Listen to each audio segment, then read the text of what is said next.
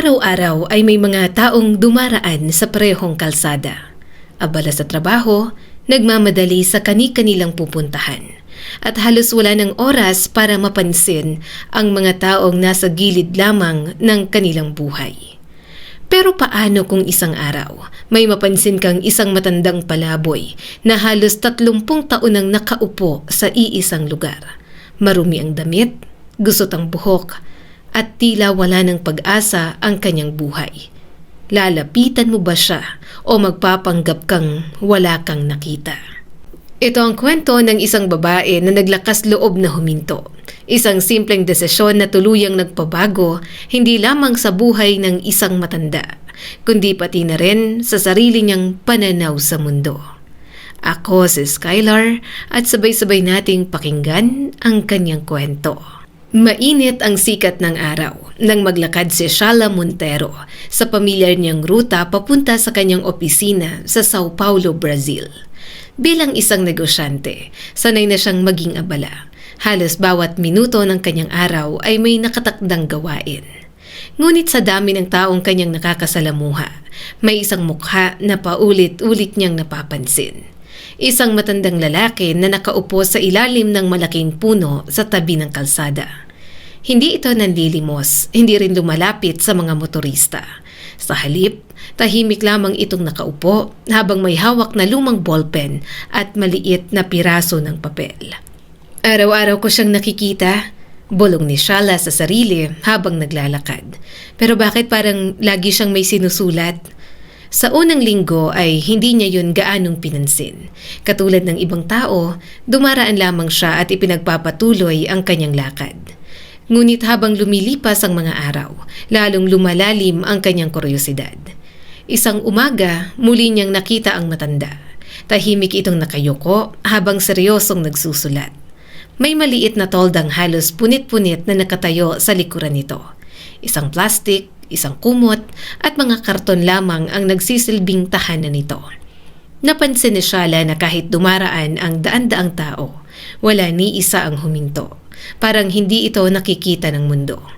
Huminga siya ng malalim. Ano ba naman ang mawawala kung kakausapin ko siya? Sabi niya sa sarili. Ngunit habang papalapit siya, nagsimula siyang kabahan. Paano kung ayaw niya akong kausapin? Paano kung isipin niyang pinagtatawanan ko siya? Huminto siya ng ilang segundo, ngunit nanaig ang kanyang pagnanais na makilala ang lalaking matagal na niyang pinagmamasdan. Magandang umaga po. Dahan-dahang nag-angat ng ulo ang matanda. Bagamat halatang pagod na ang kanyang mukha, kapansin-pansin pa rin ang kabaitan sa kanyang mga mata. Magandang umaga rin, iha, sagot nito habang bahagyang umiti. Napansin ni Shala ang hawak nitong papel. Pwede ko bang itanong ano po ang sinusulat ninyo? Ngumiting muli ang matanda. Mga iniisip ko. Mga kwento, mga tula. Bahagyang nagulat si Shala. Tula? Oo. Kapag marami kang pinagdadaanan sa buhay, natututo kang ilagay sa papel ang sakit na hindi mo masabi. Natahimik si Shala. Hindi niya inaasahang ganun kalalim ang magiging unang sagot ng matanda. Unti-unti silang nagkwentuhan. Doon niya nalaman ang pangalan nito. Ako si Raimundo Arruda Sobrino. Ako naman po si Shala. Nagkamayan silang dalawa. Hindi man malinis ang mga kamay ni Raimundo. Naramdaman ni Shala ang init ng pakikipagkapwa nito. Makalipas ang ilang minutong pag-uusap ay nagtanong siya. Matagal na po ba kayong nandito? Napatingin si Raymond sa malayo. Mahigit 30 taon na. Napahinto si Shala. 30 years? Tumango ang matanda. Nung bata pa ako, nangarap din ako magkaroon ng magandang buhay. Naging hardinero ako, naging tendero rin ng libro. Pero dumating ang panahon na nawala ang lahat. Hindi na nagtanong pa si Shala. Kitang-kita niyang mabigat pa ring balikan ang nakaraan. Sa halip ay nagpatuloy sila sa simpleng usapan. Nagulat si Shala dahil napakatalino ni Raimundo. Marami itong alam tungkol sa panitikan, pilosopiya at maging sa buhay. Parang isang professor na nagkataong nawalan lamang ng tahanan. Habang tumatagal ang kanilang pag-uusap, lalo niyang nararamdaman na may kakaiba sa matandang ito. Hindi ito ordinaryong palaboy. May lalim ang bawat salitang binibitawan nito. May karunungang hindi kayang ituro ng kahit anong unibersidad. Makalipas ang halos 1 oras ay tumayo na si Shala. Kailangan ko na pong umalis, ngumiti si Raimundo. Salamat. Nakalimutan ko na kung kailan huling may huminto para makipagkwentuhan sa akin.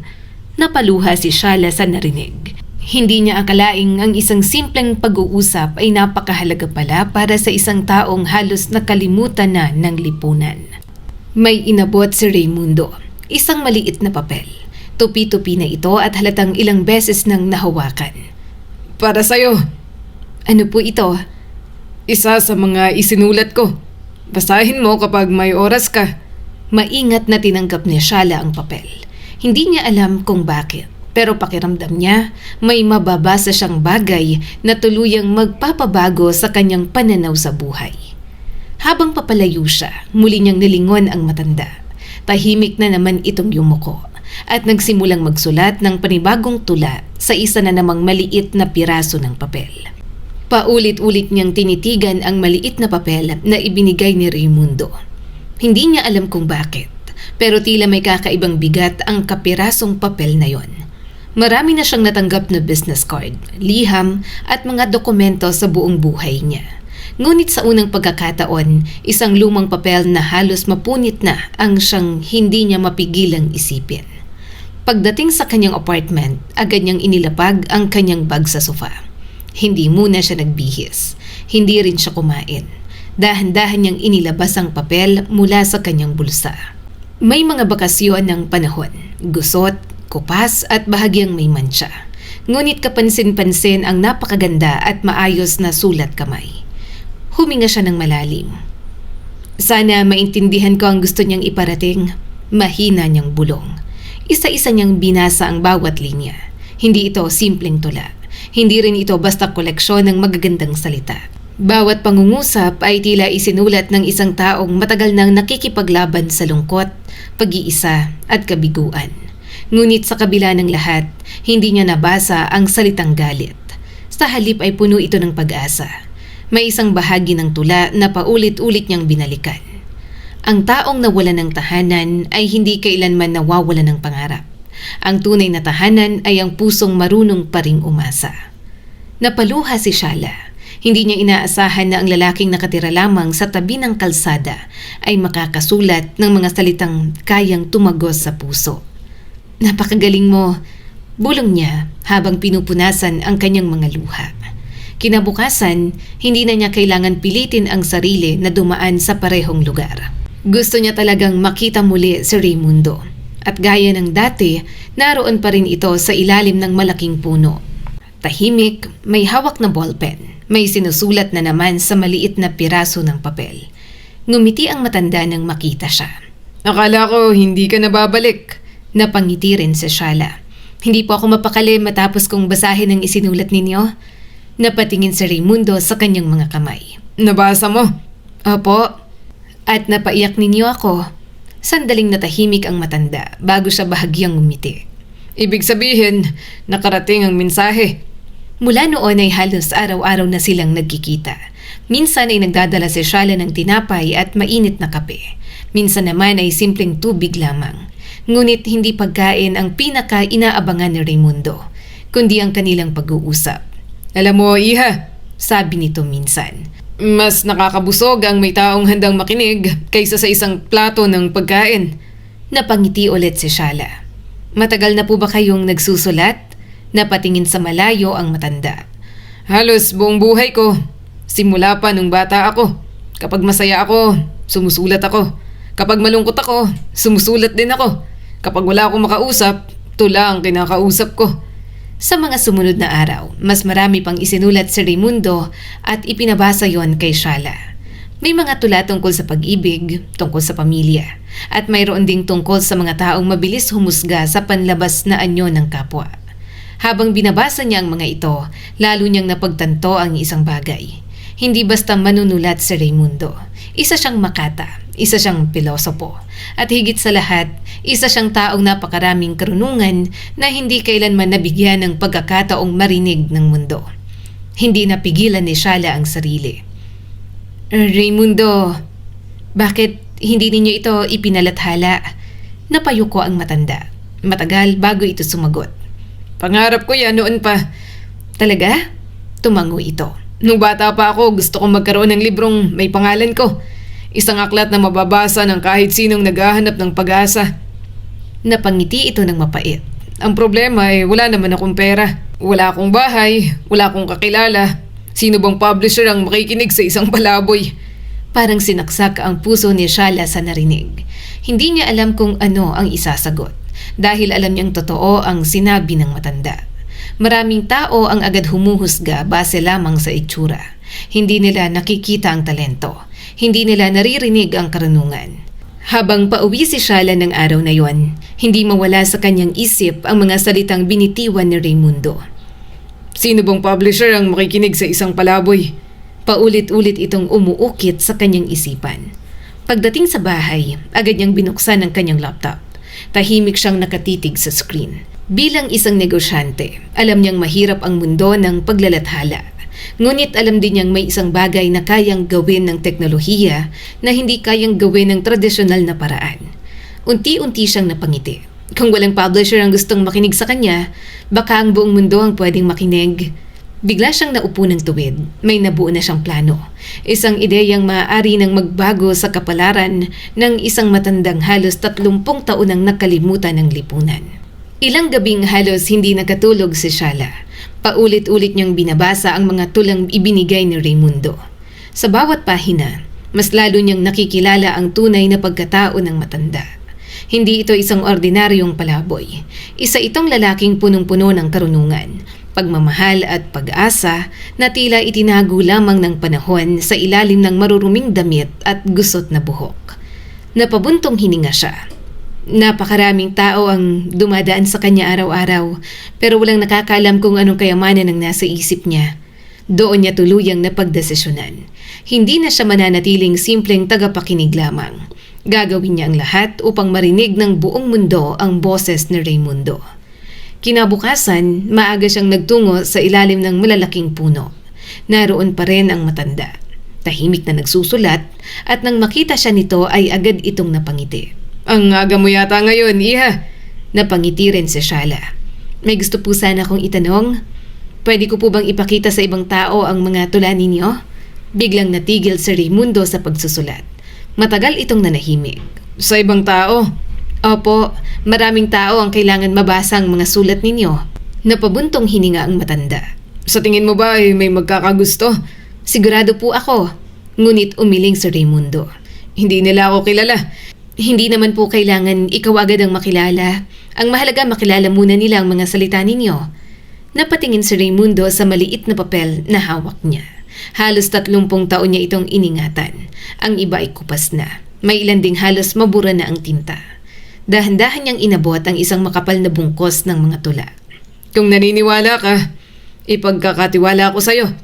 Nagulat si Shala. Sigurado po kayo?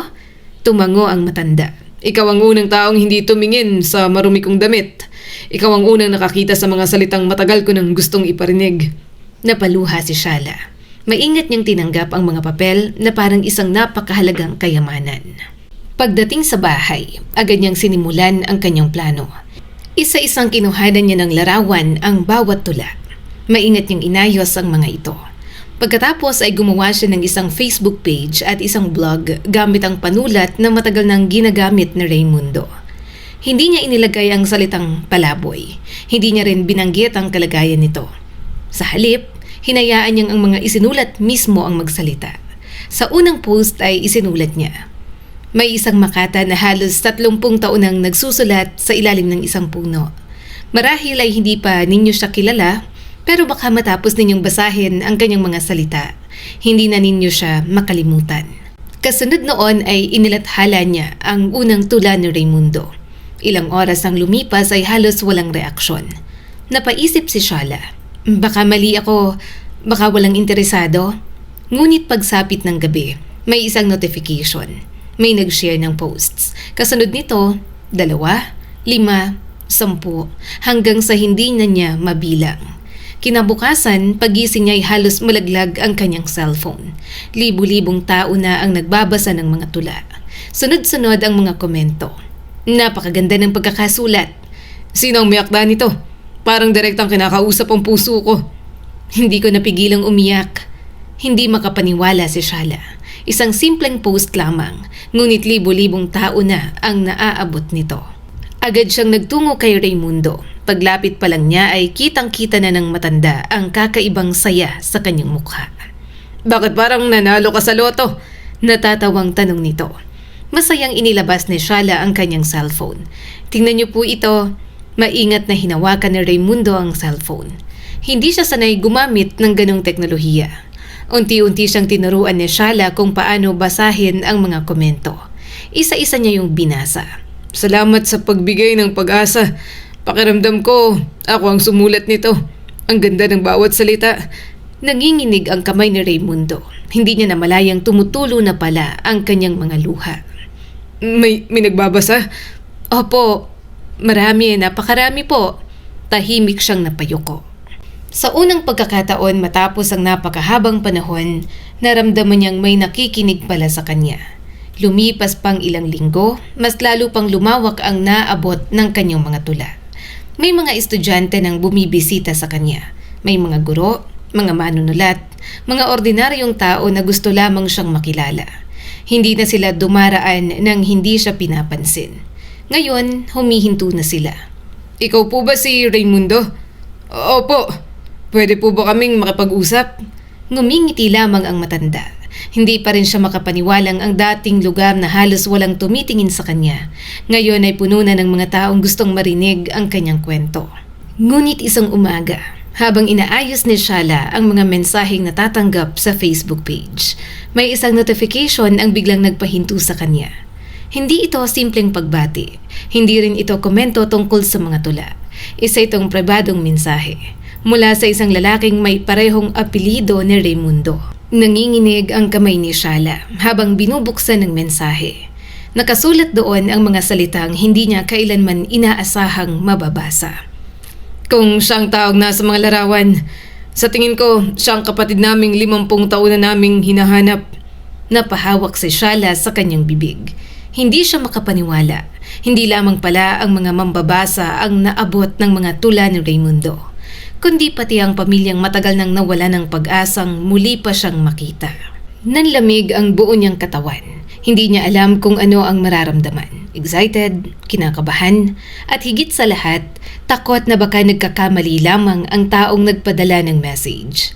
Agad siyang sumagot. Maaari po ba ninyong sabihin kung paano niyo siya nakilala?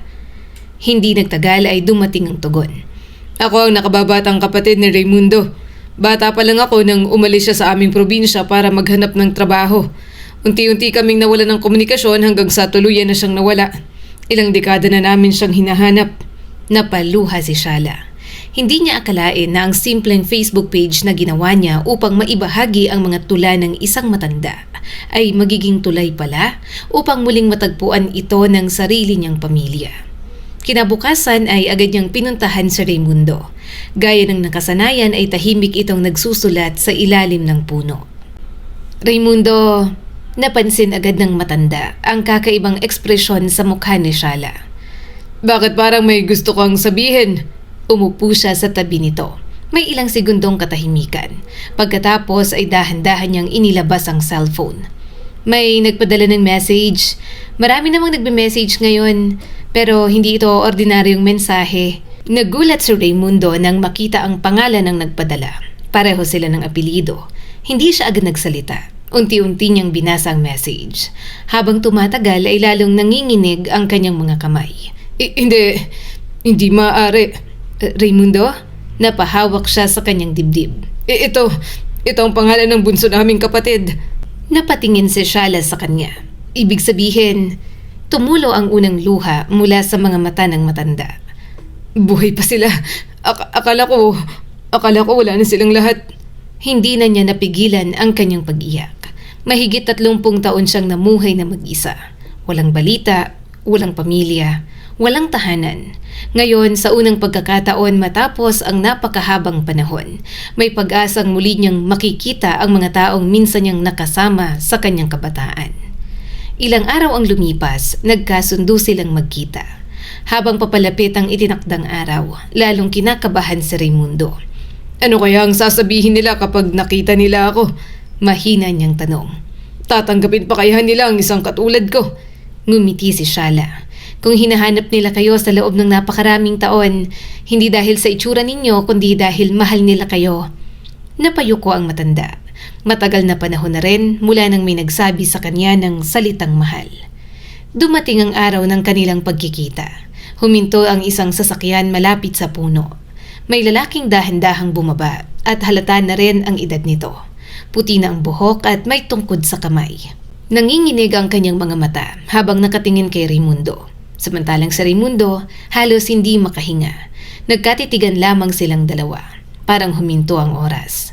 Makalipas ang ilang segundo, mahinang nagsalita ang bagong dating. Kuya, isang salita lamang yon, ngunit sapat na upang tuluyang bumigay si Raimundo. Ben! Mahina niyang tugon. Hindi na nila napigilan ang sarili. Mabilis silang nagyakapan. Mahigpit at parang ayaw nang muling magkahiwalay. Akala namin hindi ka na namin makikita. Pasensya na. Mahina namang sabi ni Raymond. Hindi ko ginustong mawala. Nahihiya na akong bumalik. Anong iaharap ko sa inyo? Umiling ang kanyang kapatid. Hindi namin kailangan ng paliwanag. Ang mahalaga ay nandito ka. Napaiyak maging si Shala habang pinapanood ang eksena. Marami na siyang nakitang masasayang pamilya. Marami na siyang nasaksihang tagumpay sa negosyo. Ngunit wala ni isa ang maihahambing sa tagpong ito. Isang pamilyang halos 60 taon ang may kulang. Ngunit muli nang nabuo. Habang nag-uusap sila, ikinuwento ng kapatid ni Raimundo ang lahat. Alam mo ba, maraming beses ka naming hinanap. Pumunta kami sa iba't ibang lungsod. Nagtanong kami sa mga kakilala mo. Pero parang nilamon ka ng mundo. Tahimik lamang na nakinig si Raimundo. Pagkatapos ay mahina siyang nagsalita. Akala ko mas magiging masaya kayo kung hindi na ninyo ako makikita. Biglang hinawakan ng kanyang kapatid ang kanyang balikat. Huwag mo nang uulitin yan. Ikaw ang nawawalang piraso ng pamilya. Ikaw ang hinihintay naming makauwi. Bago sila maghiwalay ng araw na yon, may sinabi ang kapatid ni Raimundo na lalong nagpaiyak sa lahat. Kuya, sumama ka na sa amin. May bahay kami, may pamilya. May mga pamangkin kang gustong makilala. Hindi ka bisita. Kasama ka sa pamilyang matagal nang naghihintay sa'yo. Napahawak sa Raimundo sa mukha niya. Hindi siya makapaniwala. 3 dekada siyang natulog sa lansangan. Ngayon may tahanan na muling nagbubukas ng pinto para sa kanya. Ngunit habang naghahanda siyang magsimula ng panibagong buhay, may isa pa siyang pangarap na hindi pa rin natutupad. Isang pangarap na halos 50 taon na niyang kinikimkim, ang makita ang sarili niyang mga tula na maging isang tunay na aklat na bababasa ng mundo. Pagkaraan ng emosyonal na muling pagkikita nila ng kanyang kapatid, tila unti-unting nagbago ang buong mundo ni Raymond. Sa unang pagkakataon matapos ang napakahabang panahon, hindi na siya natulog sa ilalim ng puno. Hindi na rin sa lumang tolda. Sa halip, isang tunay na tahanan ang muling bumukas para sa kanya. Pagdating nila sa bahay ng kanyang kapatid, sinalubong siya ng asawa nito at ng kanilang mga anak. May kaba sa kanyang dibdib. Mahigit kalahating siglo siyang nawalay sa pamilya. Hindi niya alam kung paano siya tatanggapin ng mga ito. Ngunit pagpasok pa lamang niya sa pintuan, isang batang babae ang lumapit sa kanya. "Kayo po ba talaga si Lolo Raimundo?" Napangiti siya habang tumutulo ang luha. Oo, ako nga. Mahina niyang sagot. Agad siyang niyakap ng bata. "Welcome home po." Sa simpleng yakap na yon, parang nabura ang 35 taon na ginugol niya sa lansangan. Hindi nagtagal ay isinama siya ng kanyang kapatid sa isang barbershop. Habang unti-unting nalalaglag ang mahabang buhok at balbas ni Raimundo, tahimik lamang siyang nakatingin sa salamin. Halos hindi niya makilala ang sariling mukha. Nang matapos ang gupit, isinuot niya ang bago niyang polo at pantalon. Napangiti ang barbero. "Sir, ang gwapo ninyo." Napatawa ang lahat. Matagal na panahon na rin mula nang marinig ni Raimundo ang salitang yon. Paglabas nila ng barbershop, napahinto siya. Hindi dahil sa pagod, kundi dahil ngayon lamang muli niyang naramdaman na isa pa rin siyang tao. Hindi lamang isang palaboy. Hindi lamang isang lalaking nakalimutan ng mundo, kundi isang kapatid, isang tiyuhin, at higit sa lahat, isang taong mahal ng kanyang pamilya. Samantala, hindi rin tumigil si Shala sa pagtulong. Patuloy niyang ina-update ang Facebook page at blog ni Raimundo. Araw-araw ay mas dumarami ang mga taong nagbabasa ng kanyang mga tula. May mga estudyanteng ginagamit ang kanyang mga akda bilang inspirasyon. May mga guro na binabasa ang kanyang mga salita sa klase. May mga taong nagsasabing ang kanyang mga isinulat ang tumulong sa kanila upang muling bumangon sa gitna ng depresyon at matinding pagsubok sa buhay. Isang araw, habang magkasama silang umiinom ng kape, biglang nagsalita si Shala. "Raimundo, naalala niyo bang sinabi niyo sa akin noong una tayong nagkita?" Ano yun? "Gusto niyong magkaroon ng librong may pangalan ninyo?" Tahimik nang umiti ang matanda. Pangarap lang yun. "Hindi na." Napatingin siya kay Shala. May kakaibang ningning sa mga mata nito. "May mga taong gustong tumulong. Handa na nilang ilathala ang inyong mga tula." Hindi agad nakaimik si Raimundo. Parang hindi niya narinig ang sinabi. Ano? "Magkakaroon na kayo ng sariling aklat?" Napaupo siya. Nanginginig ang kanyang mga kamay. Hindi maaari. "Totoo po, hindi na lang sa maliit na piraso ng papel mababasa ang inyong mga salita. Magiging libro na sila." Biglang napaiyak sa Raimundo. Mahigpit niyang niyakap si Shala. Wala akong maibabayad sa'yo. Ngumiti si Shala habang pinupunasan ang sariling luha. "Hindi ko po ito ginagawa para bayaran ninyo. Ginawa ko ito dahil naniniwala ako na may taong dapat marinig ng buong mundo. At isa kayo ron." Lumipas ang ilang buwan, dumating ang pinakahihintay na araw. Nasa kanyang mga kamay ang unang kopya ng librong matagal na niyang pinangarap. Dahan-dahan niya itong hinawakan. Hinaplos ang kanyang pangalan sa pabalat. Hindi niya napigilang mapaiyak. Noong mga panahong nakaupo siya sa ilalim ng puno, akala niya'y wala ng saysay ang kanyang mga sinusulat. Akala niya'y mamamatay na lang siyang walang makakabasa sa mga yon. Ngunit ngayon, ang dati niyang mga piraso ng papel ay isa ng aklat na mababasa ng napakaraming tao. Napatingala siya sa langit. Salamat. Akala ko tapos na ang buhay ko. May simula pa pala. Patuloy na naging magkaibigan sina Shala at Raimundo. Kahit nagkaroon na siya ng tahanan, hindi niya kinalimutang bisitahin ang lugar kung saan sila unang nagkakilala. Minsan ay umuupo pa rin siya sa ilalim ng parehong puno. Hindi na upang doon matulog, kundi upang alalahanin ang araw na may isang estrangherong huminto at nangumusta. Isang simpleng magandang umaga na siya ang naging simula ng pagbabagong hindi niya kailanman pinangarap. Lumipas ang mga taon hanggang sa tuluyan ng pumanaw sa Raimundo noong 2020. Ngunit hindi namatay ang kanyang mga salita.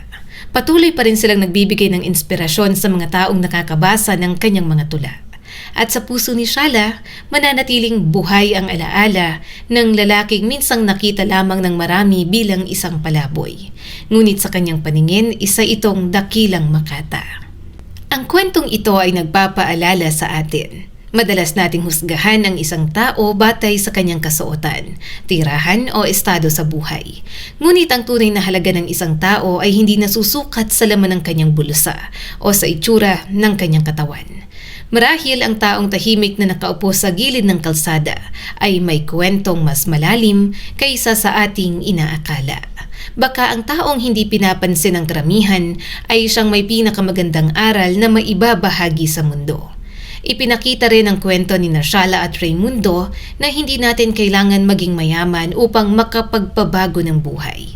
Minsan sapat na ang huminto, makinig at tratuhin ang kapwa bilang tao. Ang isang simpleng pangungusap, isang sandaling malasakit, o isang pagkakataong ibinigay sa iba ay maaaring maging simula ng himalang magpapabago sa kanilang kapalaran. At higit sa lahat, huwag kailanman isuko ang inyong mga pangarap. Maaaring hindi ito matupad sa oras na inaasahan mo. Maaaring dumaan ang maraming taon ng paghihirap at pagkabigo. Ngunit kung patuloy kang maniniwala sa iyong talento at hindi titigil sa paggawa ng mabuti, darating ang araw na ang pangarap na akala mong imposible ay unti-unting matutupad. Minsan pa nga sa paraang hindi mo kailanman naisip.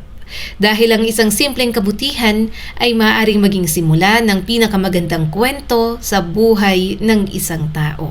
Muli ako si Skylar at sana ay may bago na naman kayong natutunan sa kwento natin ngayon.